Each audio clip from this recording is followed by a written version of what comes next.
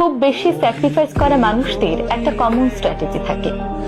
এরা সব সময় অন্যের বোঝা কাঁধে নেয়, কিন্তু নিজেরটা কখনো ফাঁস করে না।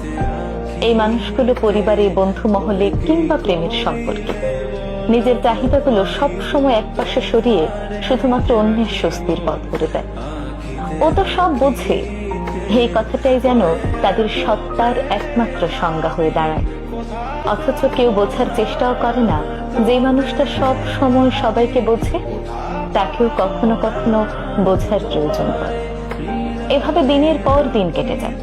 আশেপাশের মানুষগুলো এতটাই অভ্যস্ত হয়ে পড়ে সেই নীরব সাপোর্টে যে কখনো এক বিন্দু পরিমাণও ফিরিয়ে দেওয়ার চেষ্টা করে না। এভাবে একটা সময় পর সেই মানুষটার ভেতরে জমতে থাকে ক্ষোভ, হতাশা, অপূর্ণতা। কিন্তু মুখ ফুটে কিছু বলতে পারে না, কারণ বললেই শুনতে হয়, তুমি তো আগে এমন ছিলে না। অভিযোগ, সহানুভূতিবাদ। শেষমেশ একটা সময় পর মানুষটা একদম চুপ হয়ে যায়, ভেতর থেকে নিঃশেষ। তখন কেউ পেছন ফিরে তাকালেও দেখে এক সময়ের হাস্যোজ্জ্বল মুখটা কেমন নিস্তব্ধ হয়ে গিয়েছে। ক্লান্ত চোখে যেন একটা কথাই ভাসে, আমি কবেই হারিয়ে গিয়েছি, তোমরা কেউ খোঁজো না।